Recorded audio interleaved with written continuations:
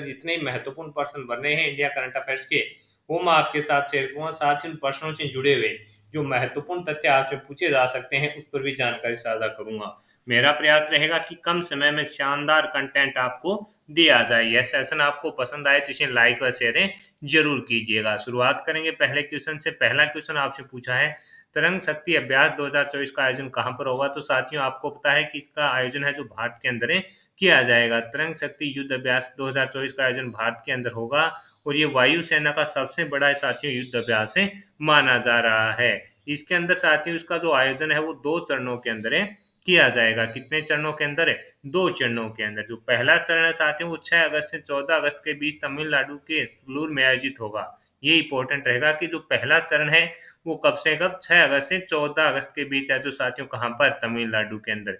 इसका जो द्वितीय चरण है वो राजस्थान के जोधपुर में साथियों 29 अगस्त से 14 सितंबर तक आयोजित किया जाएगा। यानी 2 चरणों के अंदर साथियों ये अभ्यास है जो इसका आयोजन होगा। पहला चरण आपका होगा तमिलनाडु के अंदर, द्वितीय चरण है जो राजस्थान के अंदर आयोजित होगा। अपने विमान लाने वाले 10 देशों में साथियों Australia, Bangladesh, France, Germany, Greece, Spain, संयुक्त अरब अमीरात, यूनाइटेड किंगडम, यूएसए और सिंगापुर इसके शामिल हैं। 18 अन्य देश हैं जो इसके अंदर प्रवेशक के रूप में भाग लेंगे। भारत अपने स्वदेशी लड़ाकू विमान और उपकरण प्रदर्शित करेगा जिनमें तेजस, राफेल, मिराज 2000, जुकार और मिग 29 इसके अंदर शामिल हैं। तो अपने आप में मोस्ट इंपोर्टेंट साथियों ये क्वेश्चन रहेगा कि तरंग शक्ति युद्ध अभ्यास 2024 का आयोजन कहाँ होगा? तमिलनाडु के अंदर साथियों इसका आयोजन किया जाएगा। 6 अगस्त से 14 अगस्त इसका जो प्रथम चरण होगा। द्वितीय चरण राजस्थान की जोधपुर में 29 से 14 सितंबर तक आयोजित किया जाएगा। मोस्ट इंपोर्टेंट क्वेश्चन इसको मान के चलिएगा साथियों, कंफर्म पूछा जाएगा। 18 पर्यवेक्षक देश इसके रूप में है जो भाग लेंगे और भारत की ओर से जो उपकरण प्रदर्शित किए जाएंगे उनमें तेजस, राफेल, मिराज 2000 और जुग आर और मिग 29 इसके अंदर शामिल है। ये सब इंपॉर्टेंट है फैक्ट यहाँ से रहने वाले हैं और आपसे साथियों पूछे जा सकते हैं। आगे बढ़ेंगे, अगले क्वेश्चन पर बात करेंगे। अगला क्वेश्चन आपसे पूछा है कि बीएसएफ के महानिदेशक का अतिरिक्त प्रभार किसे सौंपा गया है? तो आंसर हो जाएगा साथियों दलजीत सिंह चौधरी को बीएसएफ के महानिदेशक का अतिरिक्त प्रभार है जो सौंपा गया है। केरल के अंडर के 1989 बैच के अतिरिक्त पुलिस सेवा आईपीएस अधिकारी अग्रवाल को प्रधानमंत्री की साथियों अध्यक्षता वाली कैबिनेट की नियुक्ति समिति ने एक आदेश के द्वारा बीएसएफ डीजी के पद से हटा दिया था। यानी साथियों इनके हटाए जाने के बाद है जो केंद्रीय गृह मंत्रालय के एक आदेश में कहा गया कि उत्तर प्रदेश के अंडर के 1990 बेंच के आईपीएस अधिकारी दलजीत सिंह चौधरी को बीएसएफ डीजी के पद का अतिरिक्त प्रभार है जो सौंपा जाएगा। जब तक साथियों इसके अगले पद तक है जो किसी की नियुक्ति नहीं की जाएगी तब तक साथियों बीएसएफ के महानिदेशक का अतिरिक्त प्रभार किसे सौंपा गया है?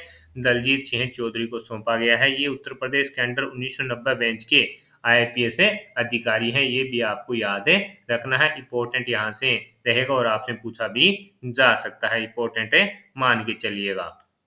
अगला क्वेश्चन आपसे पूछा है कि भारत ने वियतनाम को कितना ऋण देने की घोषणा की है? तो आंसर हो जाएगा साथियों 300 मिलियन डॉलर का जो ऋण है साथियों वो भारत किसको देगा? वियतनाम को देने की घोषणा हुई है। भारत वियतनाम को कुल 300 मिलियन डॉलर के 2 ऋण प्रदान करेगा। भारत वियतनाम के कोवांग नाम प्रांत के माई सन में एफ ब्लॉक के संरक्षण और जीर्णोद्धार में वियतनाम की मदद है जो करेगा। औषधि पौधों के क्षेत्र में भी है जो साथियों सहयोग करेगा। और सबसे ज्यादा जो इम्पोर्टेंट चीज अपने पढ़ी थी साथियों, लोथल गुजरात में राष्ट्रीय समुद्री विरासत परिषद विकसित करने के लिए है जो दोनों देशों के बीच में ये समझौता हुआ है। तो ये सब चीजें साथियों यहाँ से वियतनाम से संबंधित अगर कोई करंट अफेयर्स बनता है तो सबसे ज्यादा जो इम्पोर्टेंट रहेगा वो रहेगा लोथल गुजरात में राष्ट्रीय समुद्री विरासत परिषद विकसित करने के लिए जो दोनों देशों के बीच में समझौता हुआ है। तो ये अपने आप में इम्पोर्टेंट है रहेगा और आपसे पूछा भी जा सकता है।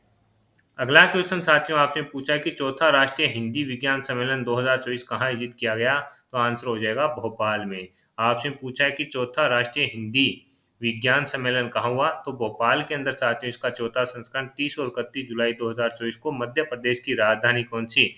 भोपाल में साथियों आयोजित किया गया। चौथे राष्ट्रीय हिंदी विज्ञान सम्मेलन 2024 का विषय क्या था? अमृत काल में राष्ट्रीय वैज्ञानिक चेतना का उन्नयन था। ये भी इंपॉर्टेंट है। इसकी जो थीम है साथियों वो आप नोट कर लीजिएगा। आपसे पूछी जा सकती है कि चौथे राष्ट्रीय हिंदी विज्ञान सम्मेलन 2024 का चौथा संस्करण 30 और 31 जुलाई को साथियों मध्य प्रदेश की राजधानी भोपाल में आयोजित किया गया और इसके अंदर जो आपको थीम है वो रहेगी अमृतकाल में राष्ट्रीय वैज्ञानिक चेतना का उन्नयन करना, इसकी थीम थी।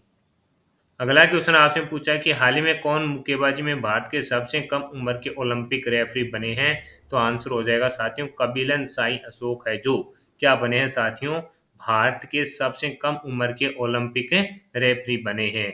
भारत के पूर्व अंतर्राष्ट्रीय मुक्केबाज कपिलन साई अशोक पेरिस ओलंपिक में रेफरी करने वाले देश के सबसे युवा मुक्केबाज बन गए हैं। तो पेरिस ओलंपिक से साथियों अगर किसी भी प्रकार का कोई भी महत्वपूर्ण पर्सन बने तो वो अपने आप में इम्पोर्टेंट होता है। आपसे ये भी पूछा जा सकता है कि भारत के लिए पहला है जो पदक किसके अंदर किसने जीता था, तो मनु भाकर के द्वारा है जो साथियों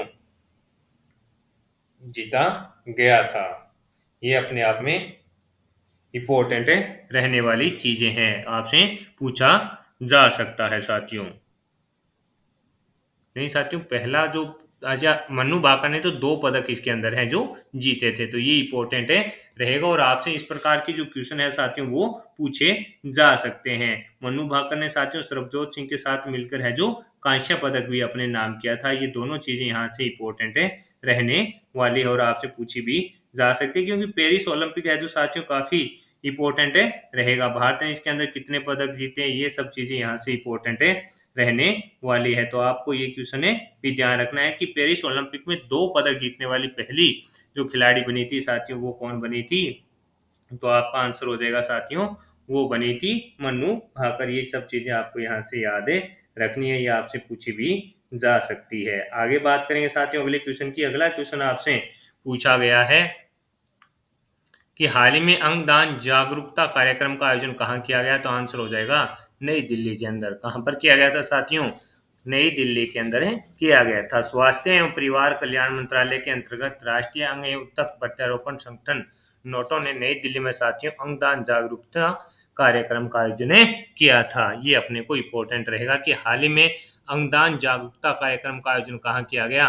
तो आंसर हो जाएगा साथियों नई दिल्ली के अंदर है जो इसका आयोजन किया गया था। स्वास्थ्य एवं परिवार कल्याण मंत्रालय के अंतर्गत राष्ट्रीय अंग एवं ऊतक प्रत्यारोपण संगठन नाटो ने दिल्ली में है जो साथियों इसका आयोजन किया था। तो ये सब चीजें साथियों थोड़ी इंपॉर्टेंट है रहने वाली और आपसे पूछा भी जा सकता है। ये सब चीजें इंपॉर्टेंट है और आपसे पूछा भी जाएगा आगामी प्रतियोगिता परीक्षा में। इस प्रकार की जो साथियों जो अंगदान से संबंधित जो अगर करंट अफेयर्स का क्वेश्चन बनता है तो वो अपने आप में इंपॉर्टेंट होता है। तो इस प्रकार के क्वेश्चन को आप जरूर साथियों ध्यान में रखा करें और आपसे सीधा का सीधा है जो पूछे लिया जाता है। आगे बात करेंगे साथियों international conference of agriculture economics के 32वें जो संस्करण था उसका उद्घाटन है जो किसने किया था, तो आंसर हो जाएगा साथियों किसने किया था, पीएम मोदी जी के द्वारा है जो साथियों इसका उद्घाटन किया गया था। इस वर्ष के सम्मेलन का जो विषय है वो है सतत कृषि खाद्य व्यवस्था में बदलाव। ये इंपॉर्टेंट साथियों रहने वाला और आपसे पूछा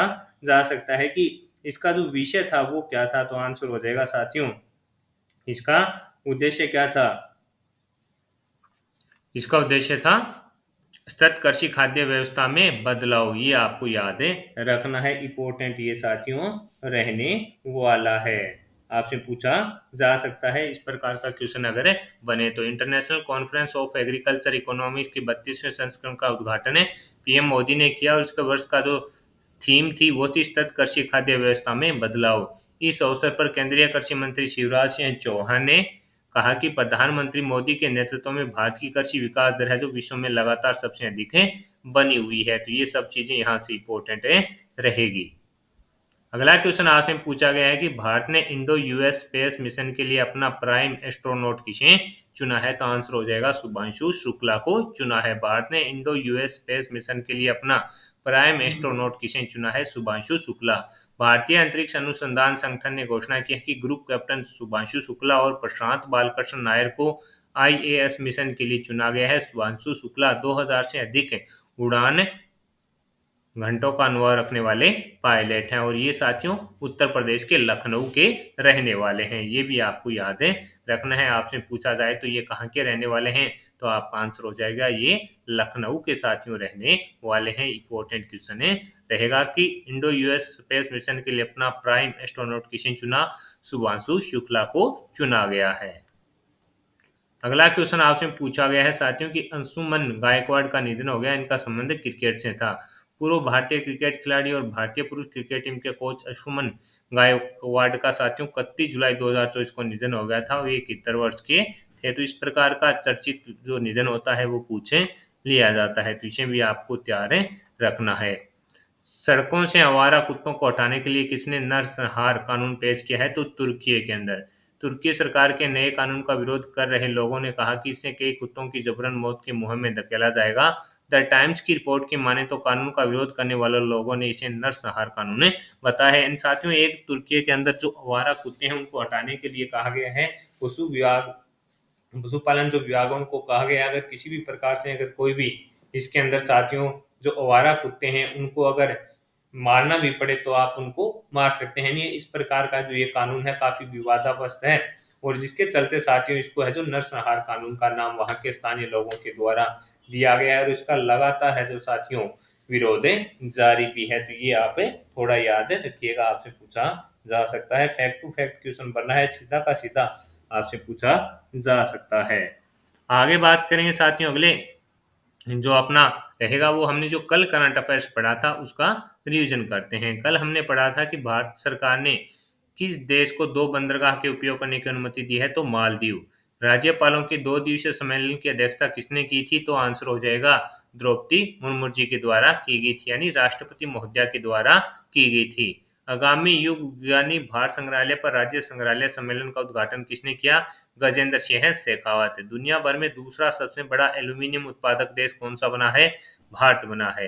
हाल ही में विश्व शिल्प परिषद द्वारा किस शहर को विश्व शिल्प शहर नाम दिया गया? जम्मू कश्मीर। हाल ही में किस देश में साथियों इंस्टाग्राम को बैन कर दिया गया था? तो आंसर हो जाएगा तुर्की के अंदर है जो साथियों इंस्टाग्राम को बैन कर दिया गया था। हाल ही में सफल परीक्षण चक्र किसने प्रारंभ किया? सीबीएसई। भारत की पहली नाइट स्ट्रीट रेसिंग कहाँ आयोजित हुई? चेन्नई।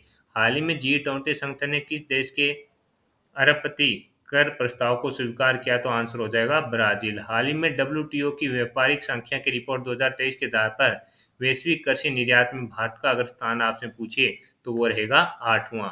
आज के सेशन के अंदर साथियों जितने ही महत्वपूर्ण पर्सन अपने इंडिया करंट अफेयर्स के बन रहे थे वो मैंने आपके साथ शेयर किए हैं। साथ ही उन प्रश्नों से जुड़े हुए जो महत्वपूर्ण तथ्य आपसे आगामी प्रतियोगिता परीक्षा में पूछे जा सकते हैं उस पर भी जानकारी साझा की है। मेरा प्रयास रहा कि कम समय में आपको बेहतरीन कंटेंट दिया जाए। आपकी सुविधा के लिए इन्फ्यूजन नोट्स के टेलीग्राम व्हाट्सएप चैनल पर आपको इस सेशन की है जो पीडीएफ है मिल जाएगी। इसके अलावा इन्फ्यूजन नोट्स के ऐप को भी जरूर डाउनलोड कीजिए। वहां पर साथियों आपको डेली है जो करंट अफेयर्स की क्यूज है जो देखने को मिलेगी। इसके अलावा जो भी इन्फ्यूजन नोट्स के नोट्स हैं इनकी सुविधा आपको ई नोट्स के अंदर है जो इन्फ्यूजन नोट्स के ऐप के अंदर है इन्फ्यूजन नोट्स की टीम के द्वारा प्रोवाइड करवाई जा रही है। तो जुड़े रहिए इन्फ्यूजन नोट से। अगर कोई आप सुझाव देना चाहते हैं तो कमेंट बॉक्स में अपनी राय दे सकते हैं। कम समय में क्वालिटी कंटेंट के लिए जरूर फॉलो कीजिएगा और साथियों इन्फ्यूजन नोट्स के ऐप को आपको 5 स्टार रेटिंग देने का भी काम है जो करना है। तो जुड़े रहिए इन्फ्यूजन नोट से। धन्यवाद साथियों।